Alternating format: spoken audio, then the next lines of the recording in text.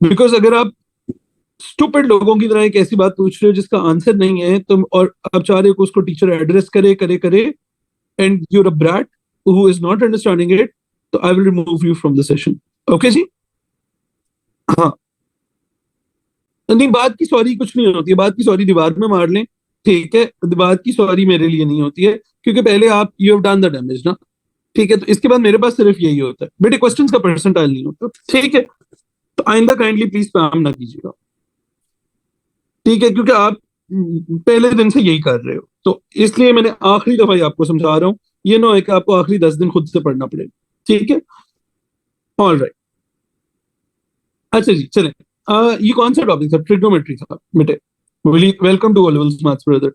अच्छा जी, चलें। ओ, शेडिंग सिखाई थी हमने 3 वाली। हाँ जी। A intersection B intersection A complement intersection B intersection C. Mini diagrams याद आई? बना ले भी छोटी छोटी सामने।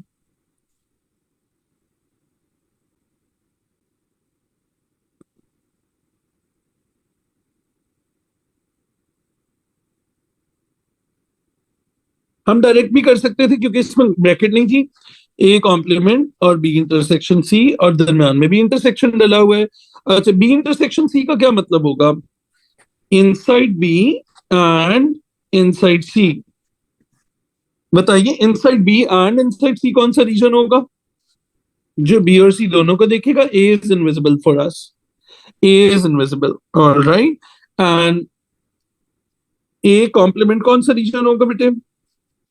अब मैं वो वाली शेडिंग कर रहा हूँ जो आप असल में पेपर में कर रहे होगे।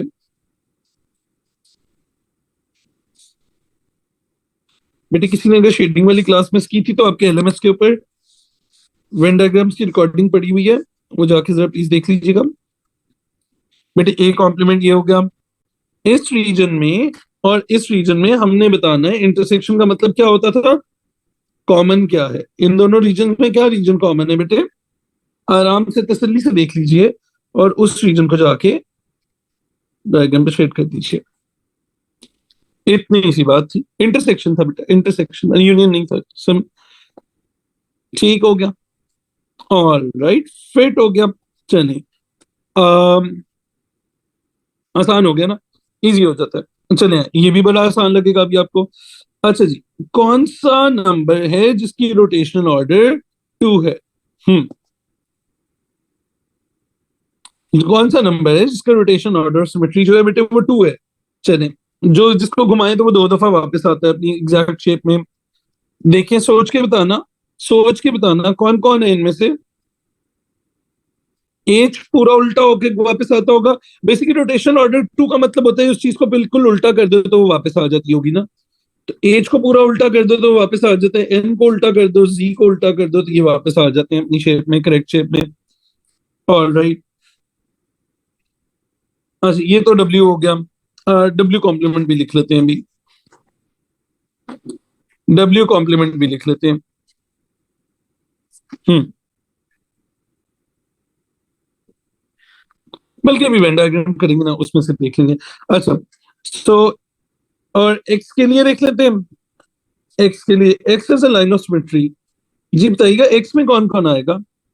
ए की लाइन ऑफ सिमेट्री होती है, सी की होती है, ई की भी होती है, एच की भी होती है, और एन नहीं होता, आर नहीं होता, टी की होती है।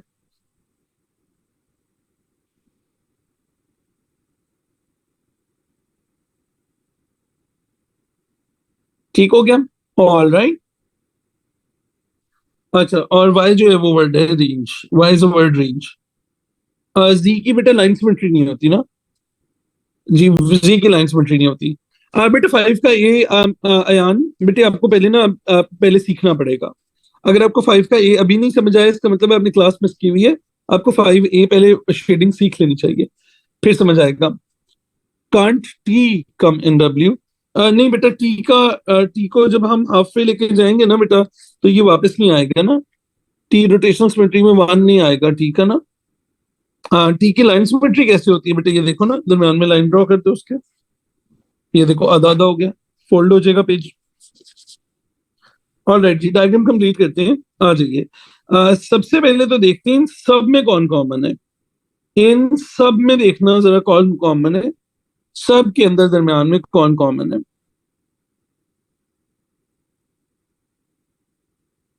सो वो कोई भी नहीं है, ऐसा कोई भी नहीं है। ठीक हो गया। उसके बाद देखते हैं हम एक्स और डब्ल्यू और एक्स में कौन कॉमन है। यहाँ पे अंदर वाली जगह खाली रह जाएगी। अच्छा, सो उसके बाद हम देखते हैं कि हमारे पास कौन कॉमन है एक्स और वाई में। एक्स और वाई में, एक्स और वाई में बेटा ए कॉमन है एक तो मेरे पास, और ई कॉमन नजर आ रहा है मुझे। All right. डब्ल्यू और एक्स वाई में कौन कॉमन है? डब्ल्यू और वाई में एन कॉमन नजर आ रहा है। डब्ल्यू में और वाई में एन कॉमन नजर आ रहा है। डब्ल्यू और एक्स में कौन कॉमन है? डब्ल्यू और एक्स में देख लें, डब्ल्यू और एक्स में is there something common? H, H common है, एच इज कॉमन। ठीक है, डब्ल्यू और एक्स में एच कॉमन आ गया। अब बाकी चीजें पूरी करते हैं। डब्ल्यू में टोटल चीजें कितनी थी? तीन। एच हो गया, एन हो गया, दरम्यान में कुछ तो आना नहीं, तो जी यहाँ पे आ जाएगा। एक्स में टोटल चीजें कितनी थी? ए, सी, ई, एच और टी। तो अब हम ए, ई और एच तो कर चुके हैं, सी और टी यहाँ पे आ जाएंगे। अब वाई में टोटल चीजें कितनी थी? रेंज का वर्ड था, आर नहीं लिखा हुआ और जी नहीं लिखा हुआ, तो वो यहाँ पे आ जाएंगे। अब यूनिवर्सल सेट को जाके देख लें, तो जे एक ऐसा अल्फाबेट है जो हमने कहीं पे भी नहीं लिखा हुआ, तो जे बाहर आ जाएगा। सो ये हमारी पूरी की पूरी कंप्लीट हो गई, ये कंप्लीट हो गया। डब्ल्यू बेटा यूनिवर्सल सेट में नहीं है ना? खुबैब क्या कर रहा है बेटा? डब्ल्यू तो सेट का नाम है, यूनिवर्सल सेट में तो नहीं है ना डब्ल्यू। ठीक है बेटा, यूनिवर्सल सेट में जे बच गया था ना। यूनिवर्स भी तो पूरी करनी है ना, यूनिवर्स भी तो पूरी करनी थी। ठीक है, ऑल राइट। बेटे रोटेशनल सिमेट्री एक दफा दोबारा देख लें, वो लेटर्स जो एक दफा रोटेट होते हुए दो 360 डिग्री रोटेट करें तो दो दफा वापस आते हैं। मतलब ये देखें 1 और 2, तो एक पूरे राउंड के अंदर ये दो दफा वापस आया ना। ठीक है, सिमिलरली एन देखना, एन को देखना, if I write N and if I rotate, so 1 एक दफा एंड 2 दो दफा, ये वापस आ गया। ठीक है, सी नहीं ना वापस आता बेटे, बेटे सी नहीं वापस आता, ये देखो। सी को जब आप हाफ घुमाते हैं तो does it come into same orientation? No, वो उल्टी तरफ को फेस हो जाता है उसका। सेम जगह पे आना चाहिए, सेम ओरिएंटेशन में फेस आना चाहिए। तो सी का भी मसला ये, ई का भी फेस दूसरी तरफ को हो जाता है, तो सी और ई नहीं हो सकते। चलिए ना, अब फिर से शेडिंग का काम है। हमने वो रीजन बताना है जो यहाँ पे होगा। अच्छा, अगर हम कॉम्प्लीमेंट को खोल दें, so this will be X intersection W intersection W complement intersection Y complement. याद है हमने कहा था कॉम्प्लीमेंट अगर ओपन हो जाए अंदर वाला साइन उल्टा हो जाता है। सारे इंटरसेक्शन से जरा इन और आउट की कंडीशन लिख लें।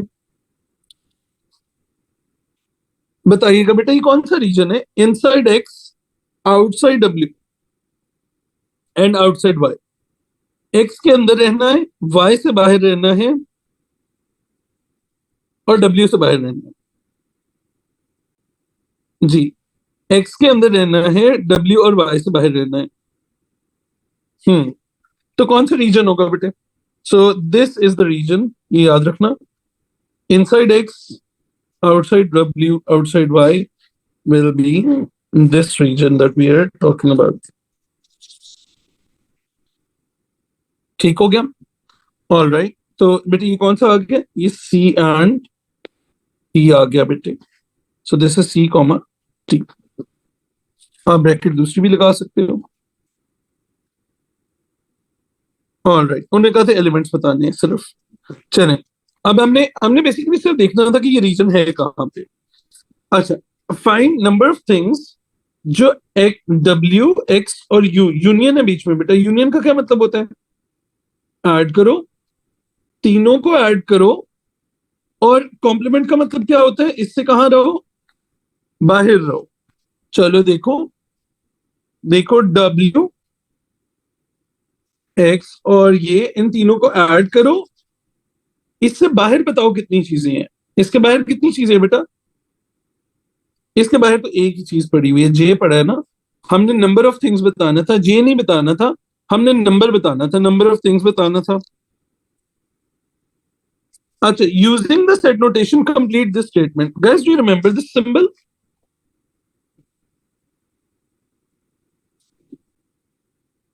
Empty set. अच्छा, which set is empty right now?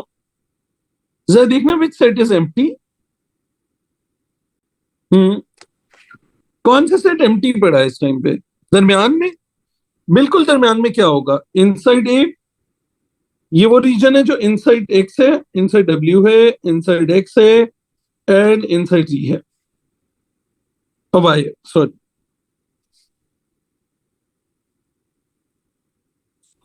तो हम क्या लिखेंगे? W intersection X intersection Y, ये खाली पड़ा हुआ है। इंटरसेक्शन, इंटरसेक्शन बेटा ऐड नहीं करना रिदा, यूनियन लगाने से तो ऐड हो जाएगा ना बेटे। हम कहते हैं वो रीजन जो तीनों के अंदर आए, कॉमन रीजन चाहिए ना हमें, we need the common region बेटे। हाँ, तो फाइव तो उन्होंने लिख दिया ना, फाइव तो लिख दिया ना उन्होंने। उन्होंने कहा सेट नोटेशन, नोटेशन का मतलब पता है क्या होता है गाइस? नोटेशन क्या होता है? सेट वाले सिंबल्स जो हमने आपको सिखाए हैं, नोटेशन सिंबल्स को कहते हैं बेटा। अच्छा बेटे याद रखिएगा, जब भी कभी सारे साइंस इंटरसेक्शन के हों तो ब्रैकेट नहीं आता, जब भी कभी सारे साइंस इंटरसेक्शन के हों तो बेटे फिर वो नहीं आता। चल, अच्छा देखो गंदा क्वेश्चन किया, सुनो सुनो सुनो, बात सुनो। हमने गंदा क्वेश्चन किया, आगे देखो एक अच्छा क्वेश्चन वेट कर रहा है, एक अच्छा क्वेश्चन वेट कर रहा है। ऑलराइट, जल्दी से चलो आ जाओ। Okay, I want you guys to try this.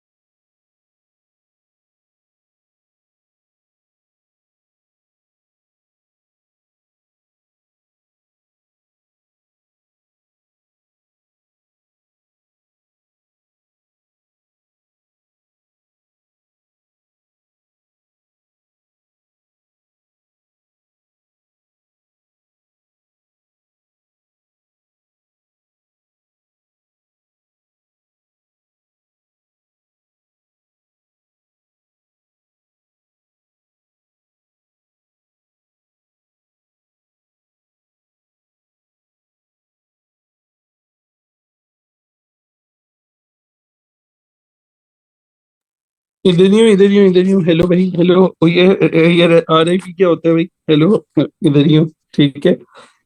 अच्छा, चलती क्लास में मैं RIP हो गया ना तो तुम लोग हिस्टोरिकल हो जाओगे, ठीक है ना? किताब किताब लिख देना, ठीक है? कि हम इस तरह मैथ्स पढ़ रहे थे, टीचर हमारे RIP हो गए, ठीक है? अच्छे टीचर थे, उनकी एक टांग निकली थी, हॉकी के बहुत बड़े प्लेयर थे, ठीक है? सब लिख लेना। All right. अच्छा, चलो।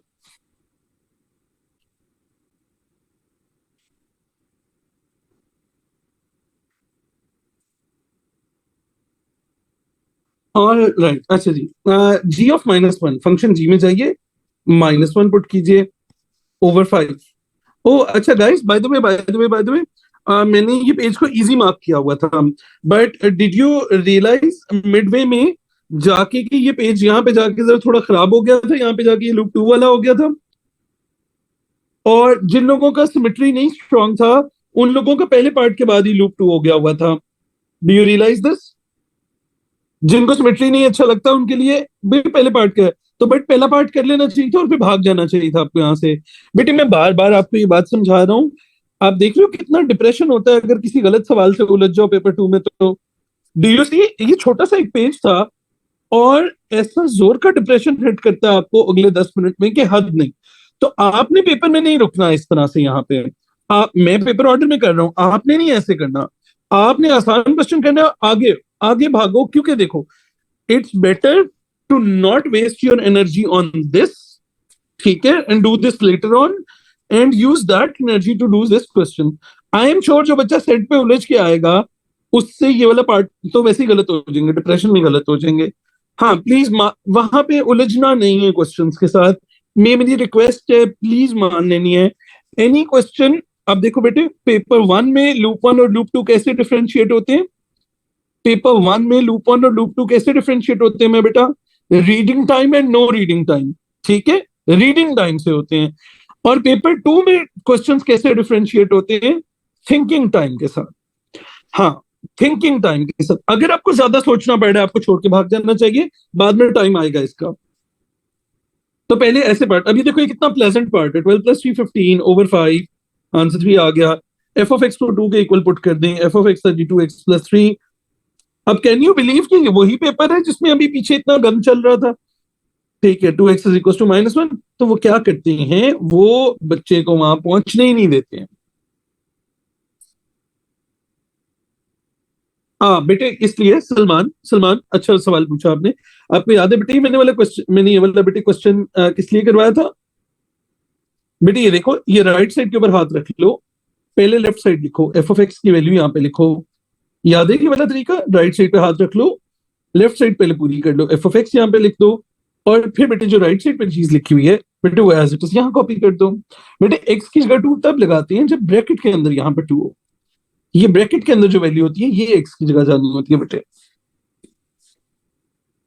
ठीक हो गया? हम नहीं कॉन्फिडेंस शटर होने देंगे। चले जी ऑफ एक्स निकालिए, जी इनवर्स निकालना है।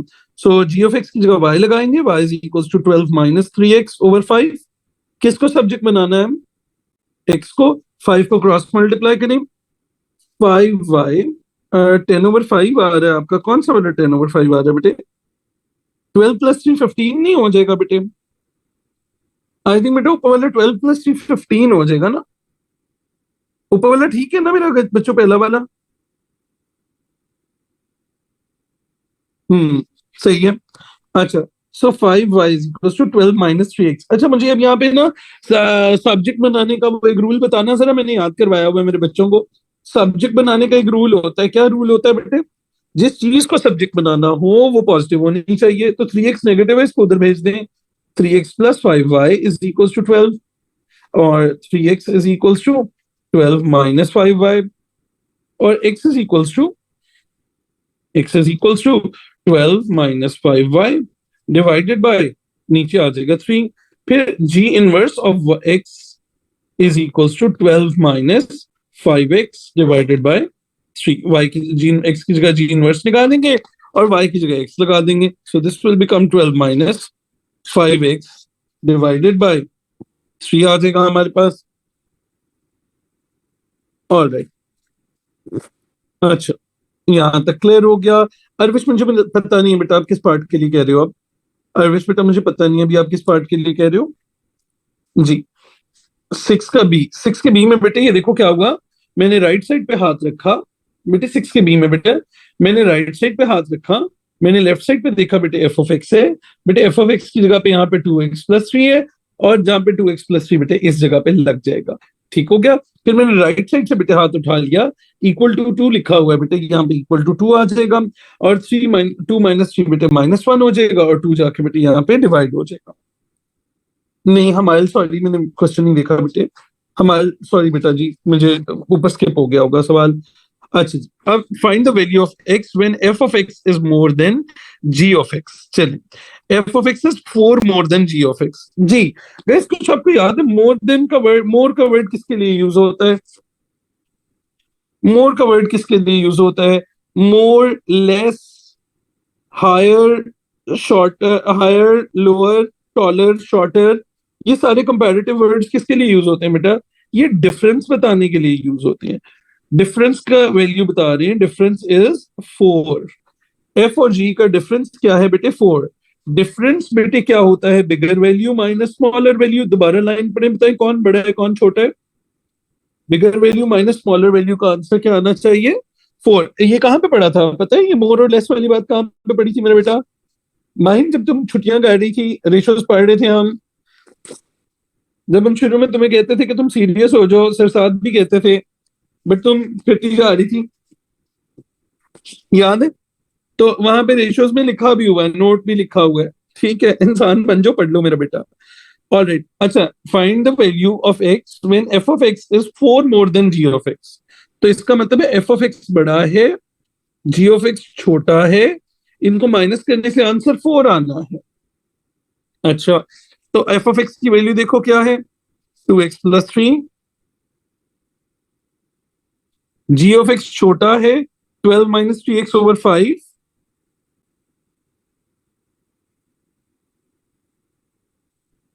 Is equal to 4। जरा इसके मार्क्स देखना मेरे बच्चों, इधर इसके जरा मार्क्स देखना प्लीज। एनीथिंग, बात सुन लो, बात सुन लो। Anything that is worth 3 or more marks in paper 2 is going to slow you down. ठीक है, तो उसको इज्जत देनी है उस सवाल को। मैं पहले बता देता हूँ, बहुत सारे बच्चे ना क्वेश्चन को इज्जत नहीं देते। ठीक है, so you have to give the respect for that, to that question, and slow yourself down. If you don't, that will mess you up. ठीक है, either you take it to look to, ठीक है, और वहां पे भी जाके उसको स्लो स्लो आराम आराम से करोगे। ठीक है, अच्छा बेटे, 4 मल्टीप्लाई कब होता? हाँ, ये एक अच्छा सवाल है बच्चे का। सर ये 4 मल्टीप्लाई नहीं होना चाहिए, मल्टीप्लाई नहीं होना चाहिए। तो बेटे वो 4 टाइम्स लिखा होता, अगर अगर लिखा होता it's 4 times g of x, इसकी जगह पर बेटे, इसकी जगह पर अगर लिखा होता 4 टाइम्स जी ऑफ एक्स, तो एफ ऑफ एक्स फिर मल्टीप्लीकेशन आती बेटे बीच में। अच्छा, बेटे बहुत से बच्चों ने, आप में से बहुत से बच्चों ने ये इक्वेशन बनाई होगी, F of x is equals to G of X plus 4। How many of you made this equation? How many of you made this equation? बेटे this is absolutely correct and this is actually the same. ये बिल्कुल ठीक है बेटे, और ये वही equation है जो मैंने बनाया। ठीक हो गया? तो ये सेम रिजल्ट देगी। मेरा जी ऑफ एक्स सिर्फ कौन सी साइड के ऊपर है बेटा? मेरा जी ऑफ एक्स इधर से ट्रेवल करके लेफ्ट पे आ गया है, तो f of x minus g of x is equal to 4 है। अच्छा बेटे, जिन्होंने मल्टीप्लाई किया बेटा उनका सारा गलत हो गया। मल्टीप्लाई बेटा सारा गलत था, मल्टीप्लाई नहीं हो सकता था मोर और लेस। बेटे देखो फॉर एग्जांपल, बेटे अब सोचो, मैं एक बात सुन, मैं आपको एक बात बताता हूँ। ठीक है, ये आप हो, ठीक है, ये आपका छोटा बहन भैया, ठीक है। अच्छा, ईदी मिली सबको? ठीक है, ईदी मिली, तो इसको मिली $100। डॉलर लिखती है, ओए होए होए। अच्छा, सो ये आपको कहता है, ये आपको कहता है I received 100 more dollars than you.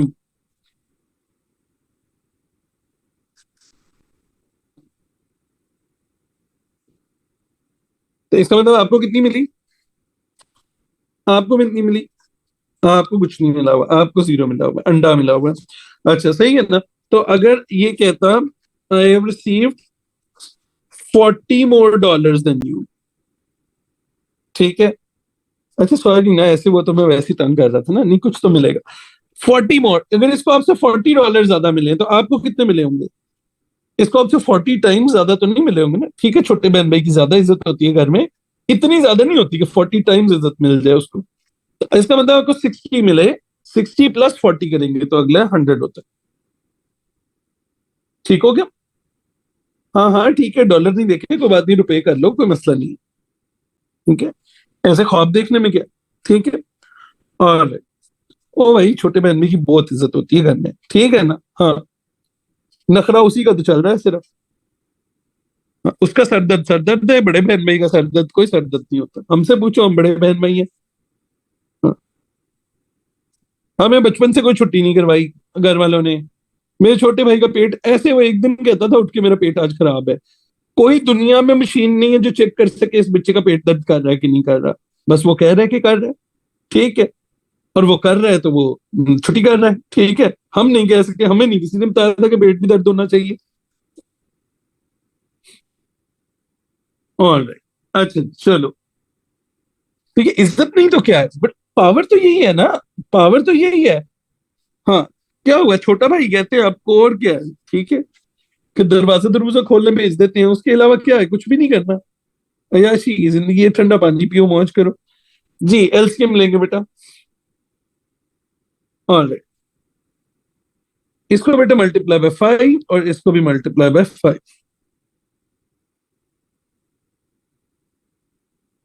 ठीक हो गया।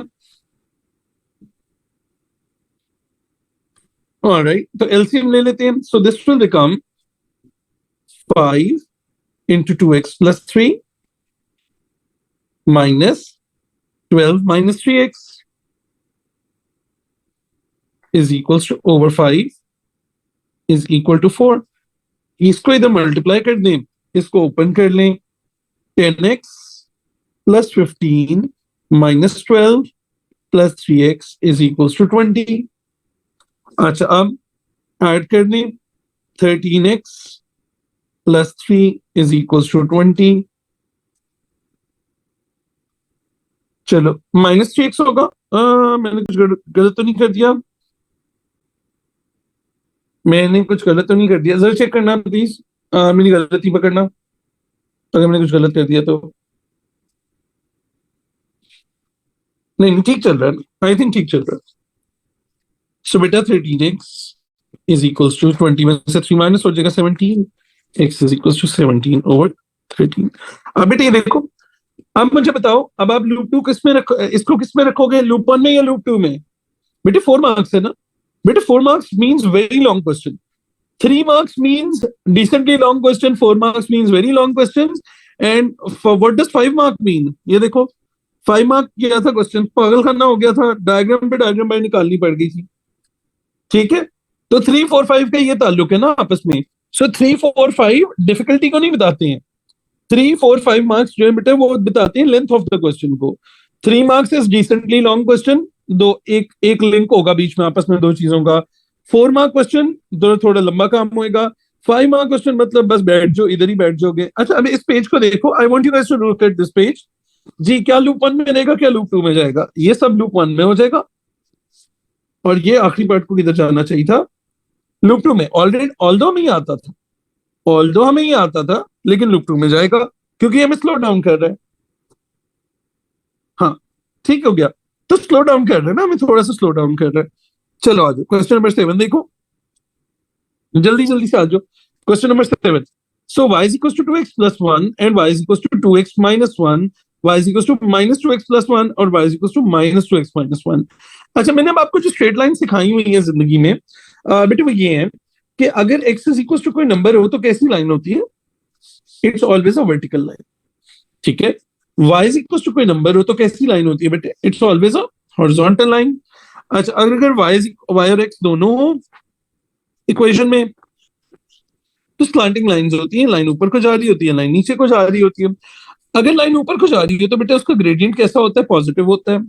और अगर लाइन नीचे को आ रही है तो उसका ग्रेडियंट कैसा होता है? नेगेटिव होता है। ये बात याद है सबको? ठीक हो गया। अच्छा, ग्रेडियंट पॉजिटिव, ग्रेडियंट कहां से देखते हैं? ग्रेडियंट कहां से देखते हैं? जब लाइन में y को सब्जेक्ट बनाते हैं तो जो x के पीछे नंबर लगा होता है वो ग्रेडियंट होता है। चले, अब ये चैप्टर है बेटा ग्राफ्स ऑफ फंक्शंस, लिख लें अगर किसी को नहीं पता, अगर किसी ने वीडियो नहीं देखी हुई। ये चैप्टर है बेटा ग्राफ्स ऑफ फंक्शंस। इसमें हमने आइडेंटिफाई करना होता है कि कौन सी चीज किसके साथ है। 3 स्टेप्स में बेटा हम इसको फिगर आउट करते हैं।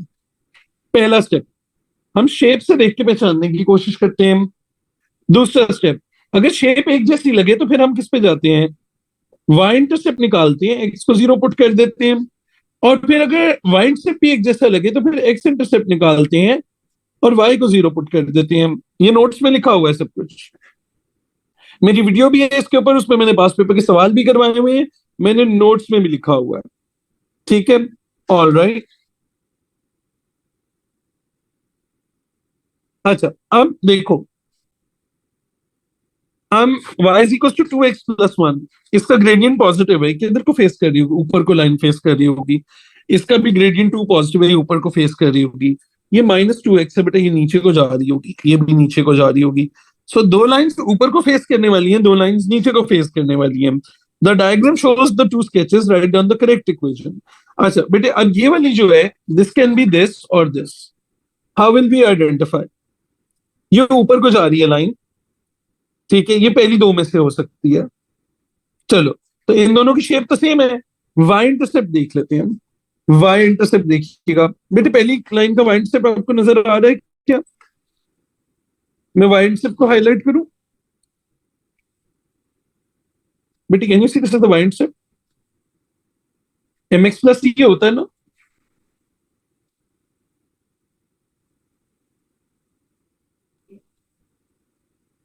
तो आपका वाई इंटरसेप्ट नेगेटिव में कट कर रहा था, कौन सी वाली लाइन होगी? ये माइनस में कट कर रहा है, -1 होगी. तो this will be y is equal to 2x minus 1, क्योंकि नीचे वाला कट कर रहा है. तो 2 से पता चल गया ग्रेडियंट पॉजिटिव था, ऊपर को फेस करनी चाहिए थी लाइन. और -1 से पता चल गया बेटे, बेटे मुझे वाई इंटरसेप्ट फातिमा मैंने यहां से देखा, ये बेटे y is equal to mx plus c होती है ना लाइन. तो बेटे ये जो c होता है ये y इंटरसेप्ट बता रहा होता है. y इंटरसेप्ट क्या होता है फातिमा? बेटे y इंटरसेप्ट होता है जहां पे आप y एक्सिस को कट करते हो. इस लाइन का y इंटरसेप्ट पॉजिटिव था, ये y एक्सिस को +1 पे कट करती है, ये y एक्सिस को -1 पे कट करती है. हमारी लाइन को देखो बेटा, हमारी लाइन एक तो पॉजिटिव ग्रेडियंट वाली थी, इसलिए दोनों का ग्रेडियंट 2 था. और बेटी ये माइनस में कट कर रही थी y एक्सिस को बेटा, तो this should be the right one. could you have done multiply? नहीं सलमान बेटा, पे एलसीएम लेने से पहले क्रॉस मल्टीप्लाई नहीं कर सकते. अच्छा अगले वाले का देखिए सर प्लीज, अगले वाले का देखिए बेटे.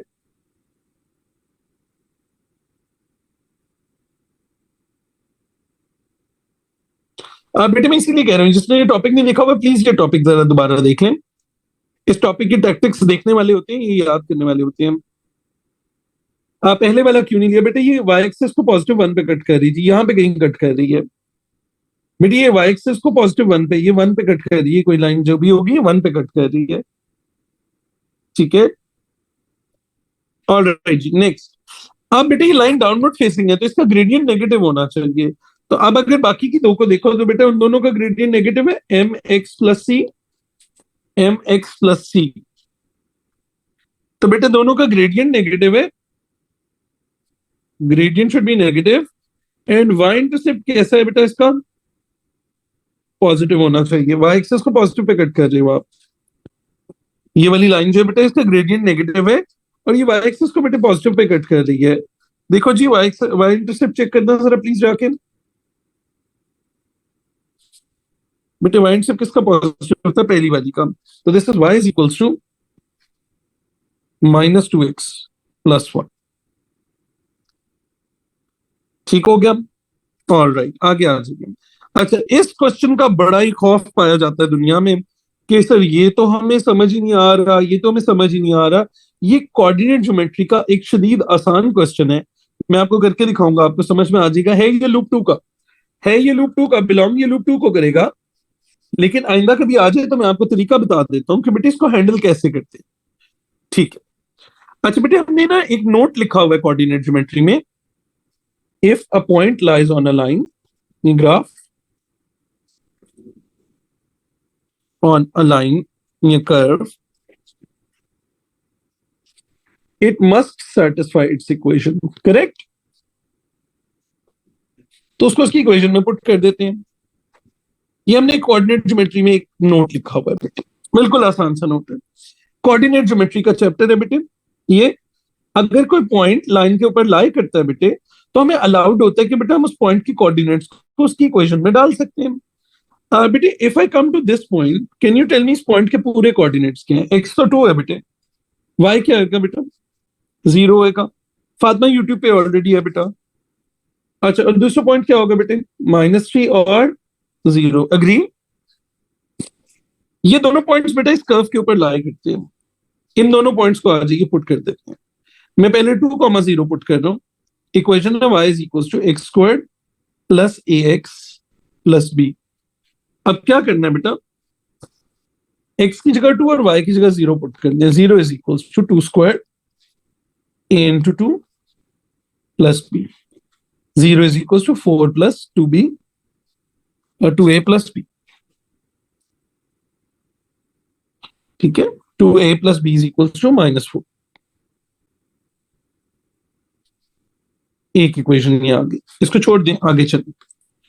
दूसरा पॉइंट भी पुट कर दें, -3 0।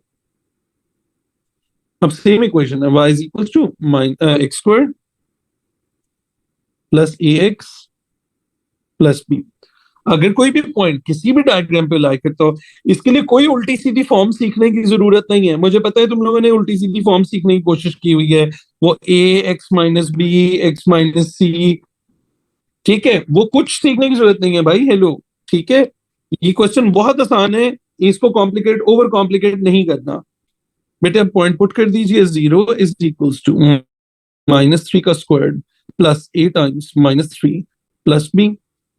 ठीक हो गया, तो ये हो जाएगा 0 is equals to 9 minus 3a plus b, और उसको उधर ले जाएंगे तो 3a minus b will be equal to 9 बच जाएगा। सब कुछ लेफ्ट पे ले गया हूं। Can you see two simultaneous equations? बस इनको ऊपर नीचे रख लो फिर, और ये रेडी है एलिमिनेट होने के लिए, बिल्कुल रेडी है। 2a प्लस b इज -4 और 3a minus b is equals to 9। बेटे देखो प्लस बी और माइनस बी रेडी हुआ है। साइंस गलत नहीं किया बेटा, मैं लेफ्ट पे लेके गया बेटे। नहीं बेटे, मैं इन चीजों को लेफ्ट पे लेके गया बेटे, मैं इन चीजों को उठा के लेफ्ट पे लेके गया, ठीक है, ऑलराइट। अब देखो, अब प्लस बी माइनस बी क्या हो जाएगा, खत्म। 2a plus 3a 5a is equals to 5 -9 plus -4 plus 9, और a की वैल्यू हो जाएगी 1। अब now that you have a, आप इसको किसी भी और इक्वेशन में, बेटे मैंने उसके केस में ना उल्टा किया ना, मैं इस केस में 4 को उधर लेके गया था। बेटे इधर देखो, मैं समझ गया बेटे, इस केस में मैं 4 को उधर लेके गया था, ठीक है, और इस केस में मैं 3a प्लस b को उधर लेके गया हूं। a is 1, -4 प्लस 9 +5 आएगा बेटे, ठीक हो गया बेटे, क्योंकि ये ऑलरेडी सेम वैल्यू और ऑपोजिट साइंस थे। अब हम सिंपली इनको टोटल कर देंगे, तो प्लस बी माइनस बी खत्म हो जाएगा, 2a प्लस 3a 5 हो जाएगा, -4 प्लस 9 5 हो जाएगा। चल, अब 2a plus b is equal to -4 में पुट कर दिया, तो b is equal to -4 -2, b is equal to -6। So a is 1 and b is -6। अच्छा बेटे मेरी एक बात सुन ले, अब मैं आपको ना एक बात बता देता हूँ। सो एक हरकत होती है, और आपने ना P2 में उस हरकत से बचना है। आपने नोटिस किया मैंने जो कुछ पढ़ाया हुआ था मैंने उसी से ये क्वेश्चन सॉल्व किया है। मुझे कुछ नया नहीं सिखाना पड़ा आपको, करेक्ट? मुझे कुछ नया नहीं सिखाना पड़ा यहाँ पे आपको। अच्छा, आपने बेटा, क्योंकि होगा क्या, आपका जो क्वेश्चन अटक जाएगा आप उसको जब गूगल करेंगे ना, तो वहां पे एक नया फॉर्मूला होगा उसके लिए, और वो फॉर्मूला ए लेवल्स का पार्ट नहीं है, ओ लेवल्स का पार्ट नहीं होगा। तो आप उसको करते रहो, आप इस तरह इन्फिनिट फॉर्मूला सीख सकते हो जिंदगी में, ठीक है। तो ये पेपर में आ गया, तो आपने एक बात याद रखनी है, मैं आपको एक बात बता रहा हूँ, पेपर में जो भी चीज आएगी आपने एक बात याद रखनी है सॉलिड बिलीफ के साथ, कि जो कुछ हमारे सिलेबस में रिक्वायर्ड है टू नो, वो मैं आपको सिखा के भेजूंगा। आपको वहां पे नई चीज की जरूरत नहीं होगी। और एट टाइम्स ऐसे ही होता है, हम स्कूल में भी कई दफा ना टीचर से कोई क्वेश्चन करते हैं ना, तो टीचर को अगर वो इजियर वे से समझाना ना आए, तो टीचर भी क्या करता है, जल्दी से गूगल करता है उसको, जो उसको, अब जाहिर टीचर को तो मैथ ज्यादा आता होता है, उसको जो फॉर्मूला नजर आता है वो वही फॉर्मूला लिखता है, और आपको कहता है बेटा इससे करना था, ओ ये तो आपने पहले नहीं किया हुआ था, ठीक है। तो आपने ऐसा बिल्कुल भी नहीं करना। ये आखिरी 10 दिन बड़े इंपॉर्टेंट होते हैं। You are not going to learn new knowledge जो कि हमारे सिलेबस का पार्ट नहीं है, ठीक है। उसको root form of the equation कहते हैं, ये जो तुम लोगों ने सीखी है ना। और पहली बात तो वो इक्वेशन की फॉर्म ही इनकम्प्लीट है, जो तुम लोगों ने x माइनस समथिंग और x माइनस समथिंग वाली सीखी है ना, वो तुम लोग इनकम्प्लीट फॉर्म लिख के मुझे भेज रहे हो चार्ट में भी। उसके पहले शुरू में a होता है, हाउ डू यू नो कि वहां पे a नहीं है, ठीक है। तो वो गलत तरीका है इस क्वेश्चन को करने का, उसके ऊपर नहीं जाना चाहिए हमें, मेरा बच्चा। सो this will slow you down, but ये तुम लोगों ने आज ये क्वेश्चन खुद से करना है, आज से तुम लोगों ने खुद से क्वेश्चन करना है। Okay, so next page. Okay, graphical solutions आ गए। चलो, इसके पहले पार्ट को हम बाद में करते हैं, कैन आई डू इसका सेकंड पार्ट पहले, वो इजी है, सेकंड पार्ट पहले करते हैं। फाइंड द सॉल्यूशंस किसका कीवर्ड है? फाइंड द सॉल्यूशन किसका कीवर्ड है? Case one, this is case one. Case one में बेटा आपने ओरिजिनल इक्वेशन की इक्वल बनाना होता है, जरा देखना क्या एक्स क्यूब सेम है, -2x² सेम है, ये तो सेम है, इनके नीचे टिक लगाते जो।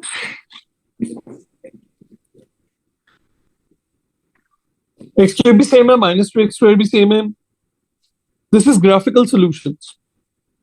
ये मैंने वो जो लाइफ सेविंग प्लेलिस्ट दी थी वो अभी तक नहीं देखी अब्दुल्ला खान। अब्दुल्ला पे पेपर क्यों दे रहे हो? ना दो ना बेटे, नहीं पढ़ के देना तो पेपर ना दो, एवं दे रहे हो जी। माहीन बेटा वो प्लेलिस्ट ऐसे मिलती है कि आप जाओगे चैनल पे, चैनल के पहले पेज पे चले जाना, ये फ्रंट पेज है बेटे चैनल का, बेटे इसमें नीचे स्क्रॉल करते रहना, नीचे को जाना स्क्रॉल करके, पोटेंशियल लूप वन टॉपिक्स आएंगे, फिर P1 के, और उसके नीचे आएगी बेटा P2 O level life saving topics. Main page पे नीचे को जाना है आपने। चल हाँ बेटे देखिएगा, क्या -5x सेम है?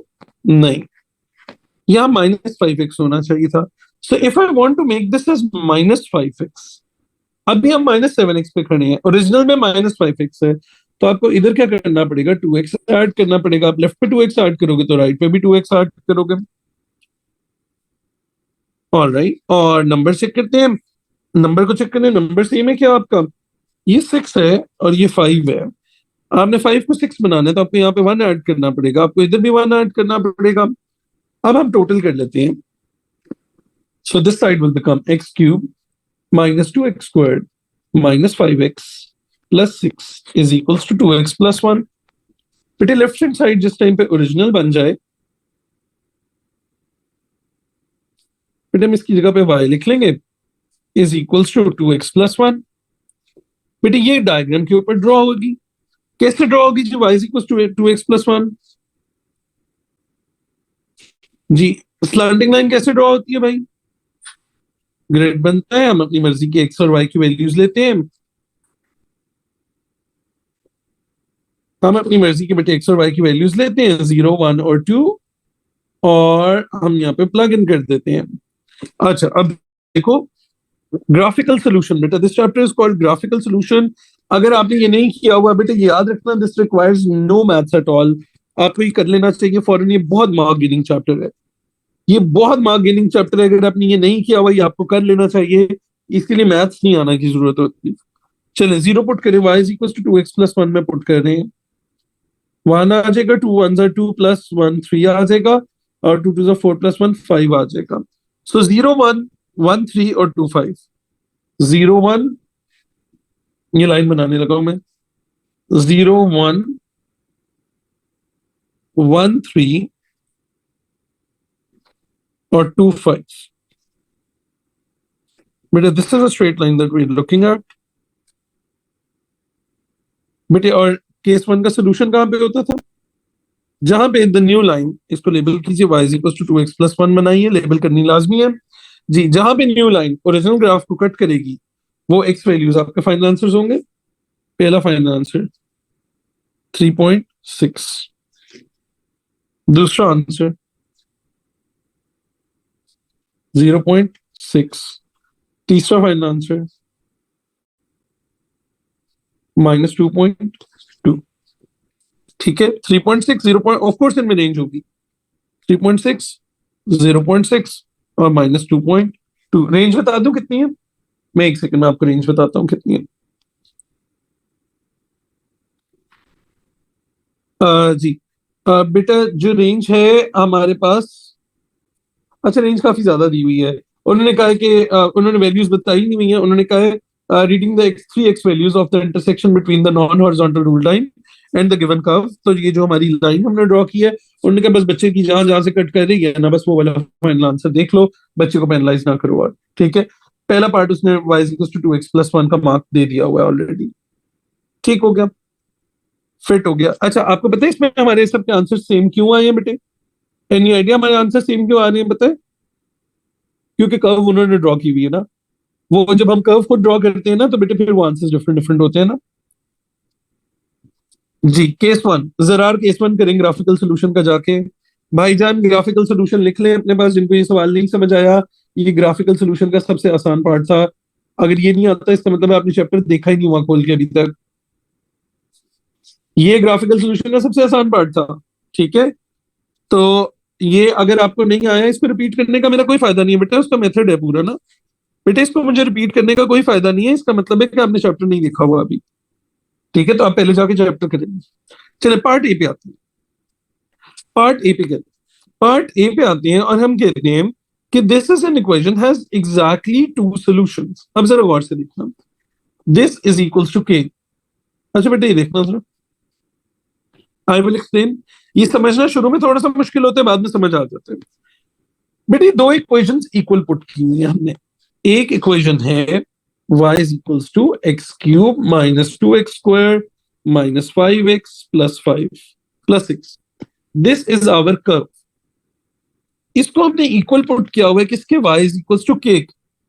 बेटे y is equals to k कैसा ग्राफ होगा मुझे बताना। y is equals to k कैसा ग्राफ होगा ना, सुन सोच के बताना। Will it be a vertical line, horizontal line, slanting line, कैसी होगी? जिसमें x ना हो जिस इक्वेशन में, बेटे it is a horizontal line. अब हमारी कर्व और एक हॉरिजॉन्टल लाइन आपस में इक्वल पुट हुए में, हमारी curve y is equal to number, बेटे y is equal to number कोई भी हमेशा हॉरिजॉन्टल लाइन होता है ना 5। बेटे y is equal to number जो होता है वो हमेशा, तो k नंबर है ना कोई भी, k इज एनी नंबर, मतलब x नहीं है वहां पे। y is equal to number हमेशा क्या होगा, एक हॉरिजॉन्टल लाइन होगी बेटे, ठीक है। अच्छा अब हम कहते हैं हमने एक हॉरिजॉन्टल लाइन बनानी है और हमारे एग्जैक्टली दो सोल्यूशन आने चाहिए, तीन वैल्यूज नहीं आनी चाहिए। चलो जरा सोचो, मैं कहाँ कहाँ पे हॉरिजॉन्टल लाइन बनाऊं तो दो आंसर आते हैं। मैं अगर यहाँ पे हॉरिजॉन्टल लाइन बनाऊं, कितने सोल्यूशन आ रहे? हॉरिजॉन्टल लाइन बनाई, कितने सोल्यूशन आए? एक पॉइंट पे कट किया, एक आंसर आएगा। अच्छा दरमियान में बना लूं तो कितने सोल्यूशन आएंगे हॉरिजॉन्टल लाइन? कितने सोल्यूशन आए? तीन, एक दो तीन आगे, तीन आए ना बेटे, तीन दफा कट किया ओरिजिनल ग्राफ को मैंने, 1 2 3। अच्छा अगर ऊपर जाके बना दूं तो कितने सोल्यूशन आएंगे?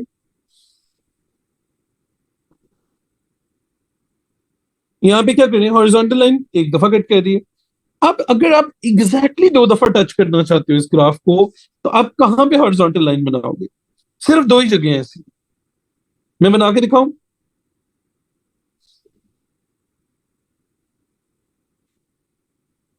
एक तो यहां बना लो, बिल्कुल इस पॉइंट के ऊपर, ठीक हो गया। तो ये कहां पे लाइन बन रही है, y इज इक्वल्स टू 6 7 8, 8.5 के ऊपर बन रही है, 8.5 के ऊपर। और एक और लाइन कहां पे बनाओगे, एक और लाइन बना लो जो बिल्कुल ये बॉटम को टच करे।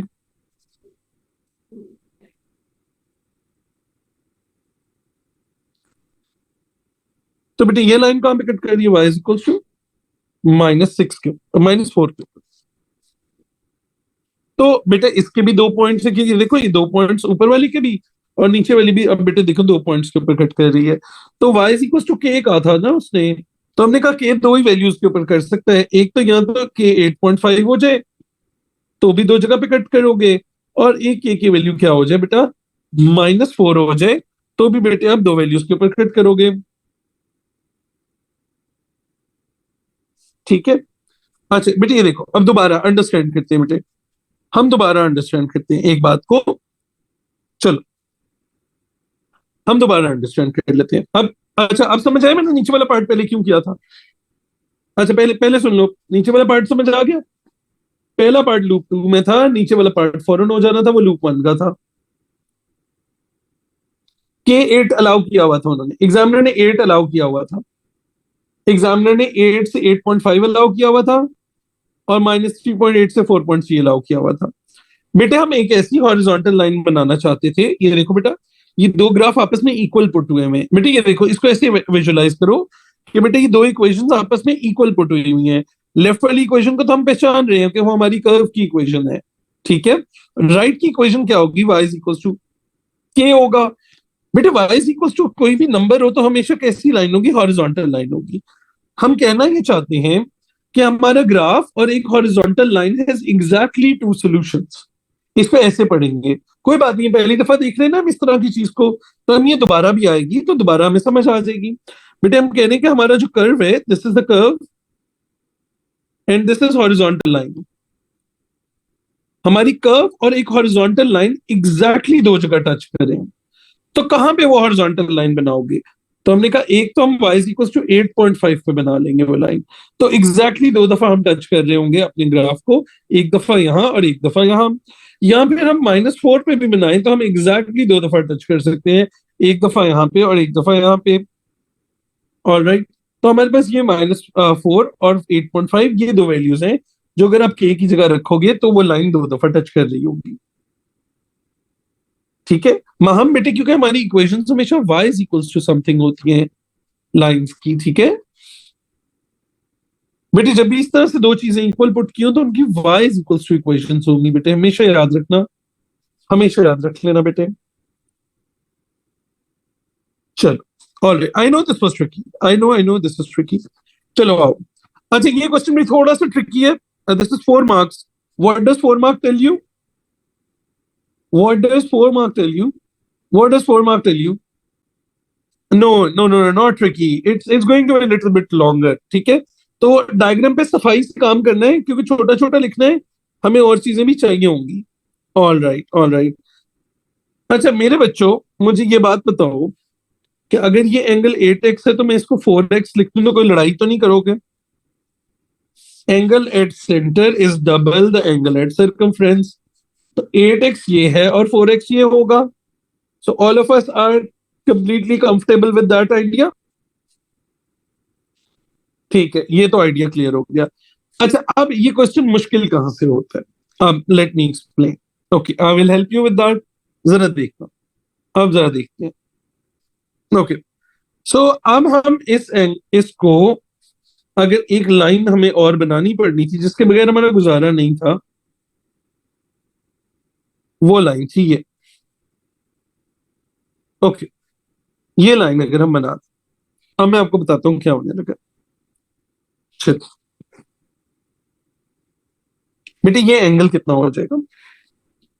कैन यू टेल मी ये एंगल कितना हो जाएगा? जी ये एंगल कितना हो जाएगा? Let's see, let me show you.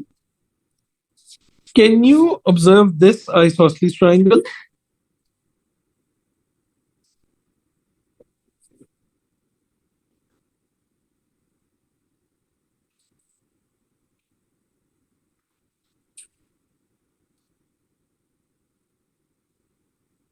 Can you guys observe this isosceles triangle? ठीक है, क्यों है ये आइसोसेलेस? क्योंकि यहाँ पे भी रेडियस है, ये भी रेडियस है और ये भी रेडियस है। याद हमने कहा था रेडियस मार्क कर लेना, ये रेडियस है और ये रेडियस है, तो ये एंगल भी क्या हो जाएगा, एक्स हो जाएगा। अच्छा, और ये साथ वाला एंगल क्या हो जाएगा फिर? 4x टोटल था तो ये क्या हो जाएगा, 3x हो जाएगा। अच्छा, कैन यू ऑब्जर्व कि साथ वाली ट्राइंगल भी आइसोसेलेस है?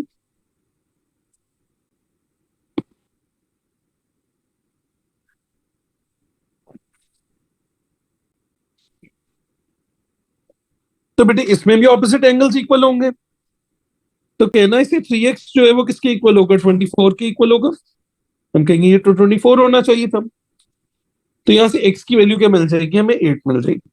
दोबारा आराम से चले, आराम से चले सर, दोबारा चले। चलो, सो हमारे पास बेटे बेसिकली मैं आपको समझाता हूँ, मैं आपको समझाता हूँ हाउ डू वी नो कि हमने ये लाइन बनानी थी। लेट मी एक्सप्लेन कि हाउ डिड आई नो कि मैंने ये लाइन बनानी थी। सो हम यहाँ पे खड़े थे, याद है, हम इस जगह पे खड़े थे, तो हमने 8x को 4x बना लिया था।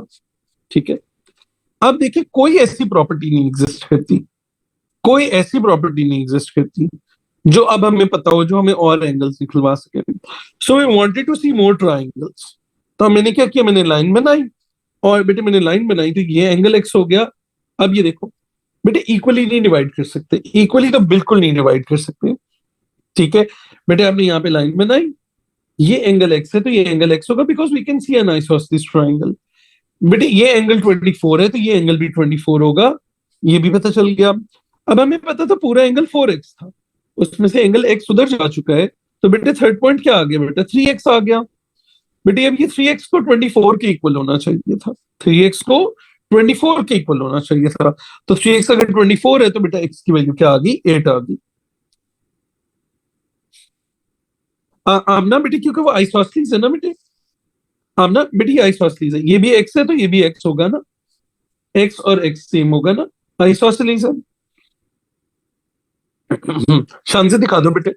अच्छा, अब लेकिन एंगल फाइंड ये नहीं करना, ये एंगल फाइंड नहीं करना, पी क्यू ओ फाइंड करना है, P Q O angle calculate उन्होंने फाइंड करने को कहा, ये वाला, वो भी आइसोसेलेस है। तो अब 8x करेंगे तो 8 इंटू 8 क्या हो जाएगा, दिस इज 64। अच्छा, और इसको अगर मैं y लिख दूं तो बेटे डू यू गाइस एग्री कि ये भी y होगा,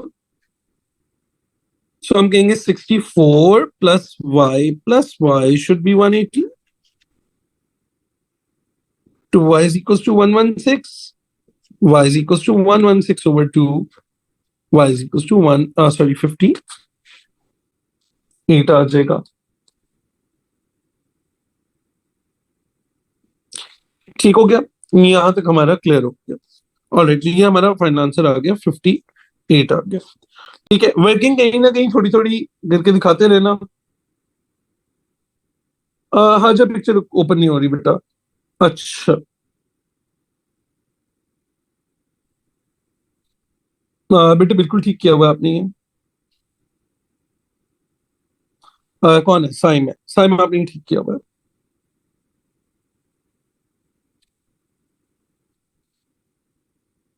ठीक है, ब्रीजा मैंने देख नहीं सका बेटे, कहीं ऊपर गुजर गया होगा, चार्ट ज्यादा है थोड़ी सी।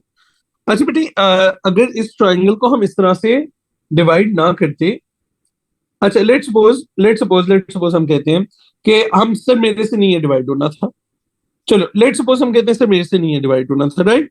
चलो आ जाओ, how many of you think sir मैं तो नहीं सोच सकता था कि ये डिवाइड होना है ना। अच्छा, हम जरा देखते हैं, एक मिनट। और मैं आपको ना एक ऑल्टरनेट भी बताता हूँ, उस पर सोचना ज्यादा पड़ता है लेकिन वो ठीक हो जाएगा। अच्छा ये देखो, मैं आपको ऑल्टरनेट भी बताता हूँ, चलो उसमें ना एडवांस नहीं सोचना पड़ेगा। चलो ये 4x तक तो हम दोस्त थे ना, ये 4x तक तो हमारी दोस्ती थी ना बच्चों, ठीक है। अच्छा, कैन यू टेल मी ये एंगल क्या होगा, ये एंगल क्या होगा।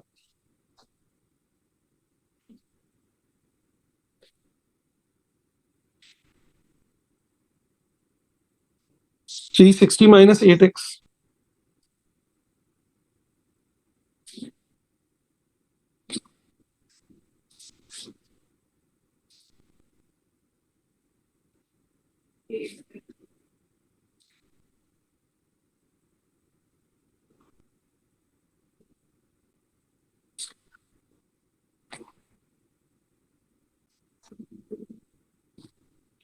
अच्छा बेटे, can you see a four sided shape बेटे,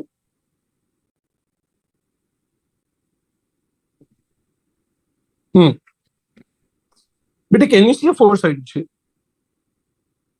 हम्म, नो का क्या मतलब है बलीव, आंखें ब्रो, आंखों के साथ देने जा रहे हैं पेपर की नहीं, काइट नहीं है, but it's a four sided shape.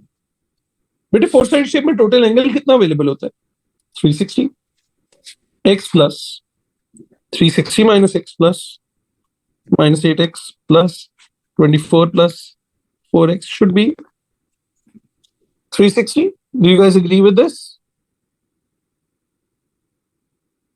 हम्म, खदीजा बेटे 180 माइनस 8x नहीं है, 360 माइनस 8x है खदीजा। 180 माइनस, ओ तूने 180 के इक्वल क्यों किया हुआ है bro, Khadija why have you put it equal to 180, that doesn't make sense at all। हम्म, रबिया बेटे ये ठीक है वर्किंग।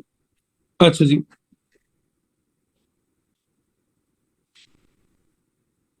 बेटे फोर साइडेड शेप है ना, any four-sided shape in the world will always have a total angle of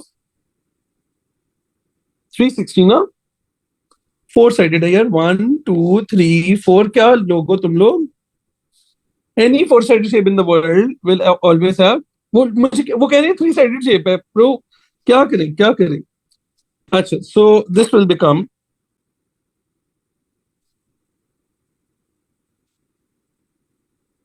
अच्छा ये 360 और 360 तो खत्म हो जाएगा, so I will have -4x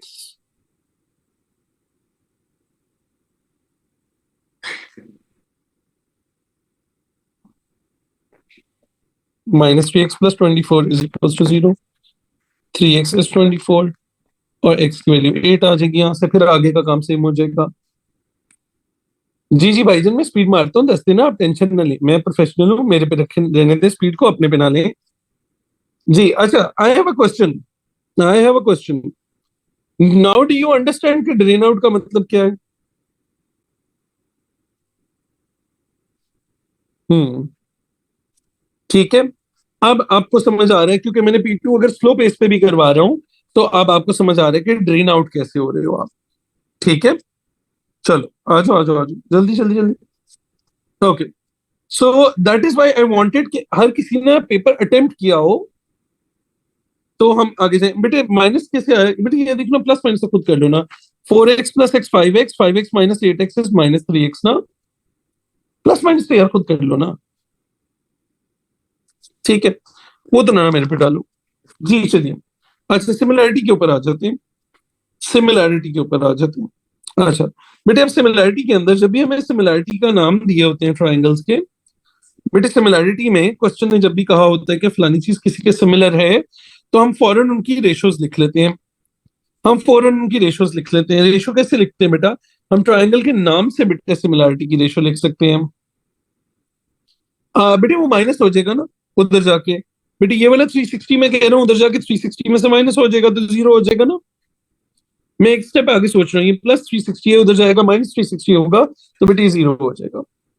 alright, अच्छा और उसके बाद बेटे हम उनको के एल, पहले दो अल्फाबेट्स डिवाइडेड बाय पहले दो alphabets, last two alphabets over last two alphabets, ये बेटे कॉरस्पॉन्डिंग साइड्स होती हैं, first and last, first and last, बेटे ये देख लो। उसके बाद उनकी वैल्यूज लिख लेंगे हम। नाउ अब हम क्या करेंगे, सबसे पहले पहला काम हम ये करेंगे कि बेटे हम रेशियोज लगा के जो वैल्यूज पता है, जो दो रेशियोज हमें मालूम है, उनको लगा के एन इज इक्वल्स टू के एम ओवर एन जे, के जे, बेटे this will B 6/10 is equals to 0.5, sorry 10.5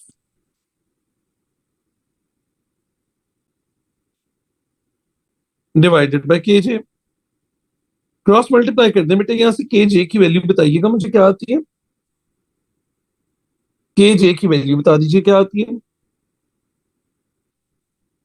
17.5, बेटे ये आ गया 17.5, and I want this angle y, and I also know कि इस जगह का एरिया मुझे पता है वो 75 है। बेटे ये ट्रिग्नोमेट्री का क्वेश्चन है, ये मैंने पहले दिन जरा डिस्कस कर दिया था, मैंने किया नहीं था सवाल सॉल्व। सो मुझे पता है area is equal to half box box sine circle होता है, एरिया मुझे पता है 75 है, 1/2 box box sine circle, angle कौन सा ले रहे हो आप, एंगल आप वाई लोगे क्योंकि उसके पास वर्टिकली ऑपोजिट है। ठीक है, और अब हमारे पास बेटा आ जाएगा 10 और 17.5, 10 और 17.5, बेटे हमें केजे इसलिए चाहिए था क्योंकि जब हमने ये फॉर्मूला लगाना था ना half box box sine circle वाला, तो बेटे मुझे एंगल की नेबरिंग साइड्स चाहिए थी, याद है आपको ये वाला फॉर्मूला बेटे, नेबरिंग साइड से पता चला। बेटे ये सब कुछ पहले से गिवन था बेटे, ये सारी वैल्यूज पहले से गिवन थी। अच्छा now this was a long question, that is why we had more marks for it. So ये हो जाएगा 152 को तो मल्टीप्लाई कर लो is equal to 175 sin y, sin y is equals to 150 over 175, तो y will be equal to sin inverse of 150 over 175। क्या answer आता है बेटे,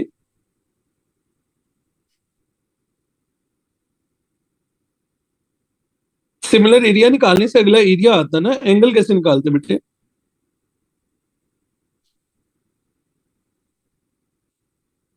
अच्छा अच्छा मैं बता देता हूँ, इसकी ऑल्टरनेट अप्रोच भी है। अहमद सही कह रहे हो आप, अहमद बेटा सही कह रहे हो।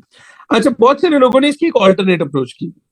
उन्होंने कहा सर ये देखो हमें A1 पहले से पता है, ऑल्टरनेट अप्रोच सुनना हो सकता है वो ज्यादा आसान लगे तुम्हें। उन्होंने कहा सर मेरी बात सुनो, ये देखो A1/A2 is equal to L1/L2 whole square होता है। पहला वाला एरिया हमें पता है 75 पता है, सेकंड एरिया हम निकाल लेंगे। L1/L2 था बेटा 6 ओवर, सॉरी 10 ओवर,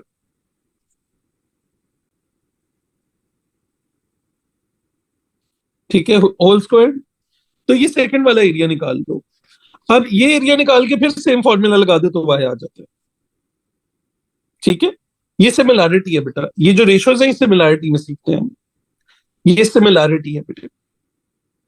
ठीक है, दोनों अप्रोचेस ठीक है। अहमद आप सही कह रहे थे बेटा, मैं पहले समझ नहीं रहा था आप क्या कह रहे हो।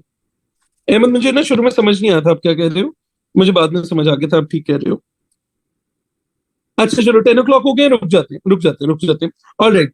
अच्छा कल हम ये क्वेश्चन कंप्लीट करेंगे। मैं और अब जो मैं प्यार प्यार से क्वेश्चंस करवा रहा हूँ ना, कल से हम फुल पेज के ऊपर क्वेश्चंस करेंगे। और लिसन अप, कल पेपर ड्यू है आपका June 21 वेरिएंट 22। बैठ के पेपर अटेम्प्ट करके आइएगा। कल मैं ये मार्जिन नहीं दूंगा कि आपने सवाल नहीं पढ़ा होगा। ऑल राइट, कल you will not get the margin कि आपने ये सवाल नहीं पढ़ा होगा और मैं कहूं कि ओ चलो आओ मेरा बेटा मैं आपको सवाल पढ़ा दूं फिर समझा भी दूं। मैं ये नहीं करूंगा। मैं पेपर का नाम मेरा बच्चा लिख के भेज रहा हूँ। मैं कल के लिए पेपर लिख के भेज रहा हूँ। मैं अभी आप ही ग्रुप में भेज रहा हूँ। रुक जाओ, मैं बाद में भूल जाता हूँ। ओ लेवल्स पास पेपर हो आप लोग? बेटे टुमारोज पेपर। अच्छा मेरी बात सुनो बच्चों, जिस जिसको डर लगता है ना पेपर 2 से, मेरे कहने पे 5 पेपर्स मेरे साथ कर लो, तुम्हारा डर खत्म हो जाएगा। लेकिन उसके लिए तुम्हें पहले पेपर करके आना पड़ेगा। जून 2021 वेरिएंट 22। मैंने पेपर बेटे आपको भेज दिया है। मेरी बात सुनो, अगर आप पेपर 2 का डर खत्म करना चाहते हो, उसके लिए आपको पेपर पहले अटेम्प्ट करके आना पड़ेगा। चाहे आपका रोना निकल जाए, मरने वाले हो जो, आपको 2.5 आवर्स बैठना है। याद है मैंने एक गाइडलाइन लिख के दी थी, मैंने पेपर 2 के लिए एक गाइडलाइन लिखवाई थी। जी, क्या लिखवाई थी, क्या करोगे पेपर के लिए? यहाँ पे कहीं लिख के भेजा था मैंने कि तुम लोग पेपर पूरा बैठ के अटेम्प्ट कर, स्ट्रिक्ट कंट्रोल ऑफ टाइम, और मार्क करोगे अपने टाइम को। स्ट्रिक्ट कंट्रोल ऑफ टाइम मैंने कहा था कि तुम लोगों को बैठना है 2 hours 30 minutes। तुम लोगों को 2 hours 30 minutes बैठना ही बैठना है, डजंट मैटर व्हाट। ठीक हो गया? ऑल राइट, चलो अब भाग जाओ। मेरी अभी एलेबल्स है, मैं वो स्टार्ट कर लूं। कमर दर्द होगा कोई मसला नहीं है, ग्रेड तो अच्छा आएगा ना? ठीक है, चलो ओके मेरा बच्चा, टेक केयर, अल्लाह हाफिज।